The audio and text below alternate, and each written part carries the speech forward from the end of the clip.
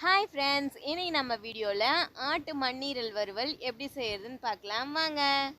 மண்ணீரலை முதல்ல 5 நிமிஷம் நல்லா வேக வச்சு எடுத்துக்கணும்.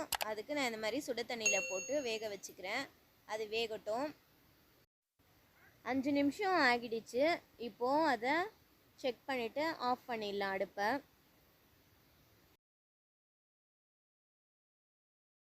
அடுப்பில் ஒரு பேன் வச்சுக்கோங்க. பேன் நல்லா ஹீட் ஆகட்டும். அதில் எண்ணெய் ஒரு 2 டீஸ்பூன் ஊற்றிக்கலாம்.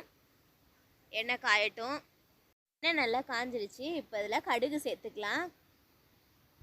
கடுகு பொரிஞ்சதும் அதில் ஒரு பச்சை மிளகா பொடியாக நறுக்கி வச்சுருக்கேன், அதை சேர்த்துக்கலாம். அதுக்கப்புறம் ஒரு வெங்காயம், அதையும் சேர்த்துட்டு இதுக்கு தேவையான உப்பு அதையும் சேர்த்துக்கலாம். இது கூட 1/2 ஸ்பூன் இஞ்சி பூண்டு பேஸ்ட்டு சேர்த்து அதையும் நல்லா கிளறி விட்டுக்கலாம். இஞ்சி பூண்டு பச்சை வாசனைலாம் போகட்டும், நல்லா வதக்கிடலாம். இஞ்சி பூண்டு பச்சை வாசனைலாம் போயிடுச்சு. இப்போ வேக வச்ச மண்ணீரலை சின்ன சின்ன துண்டாக கட் பண்ணி வச்சுருக்கேன், அதையும் இது கூட சேர்த்துக்கலாம். இது கூட 1/4 ஸ்பூன் மஞ்சள்தூள் சேர்த்துக்கலாம். மஞ்சள்தூள் சேர்த்ததுக்கப்புறம் 1/2 ஸ்பூன் அளவுக்கு மிளகாய் தூள் சேர்த்துக்கிறேன். இதையும் சேர்த்து நல்லா கிளறி விட்டுடலாம். இது கூட ஒரு 1/4 டம்ளர் அளவு தண்ணி சேர்த்துக்கிறேன். தண்ணி சேர்த்து நல்லா கிளறி விட்டுடலாம். அடுத்து 1/2 ஸ்பூன் அளவுக்கு கரம் மசாலா சேர்த்துக்கிறேன்.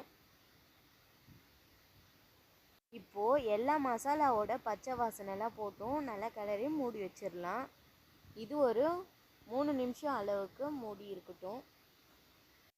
3 நிமிஷம் கழித்து ஓப்பன் பண்ணால் இப்படி தான் இருக்குது. இப்போ இது கூட மிளகுத்தூள் சேர்த்துக்கிறேன் 1/2 ஸ்பூன் அளவுக்கு. இது கூட 2 கொத்தமல்லி இலை சேர்த்து ஒரு கிளறி விட்டு அடுப்பை ஆஃப் பண்ணிடலாம். இப்போது மண்ணீரல் வறுவல் ரெடி, சாப்பிட்லாம்.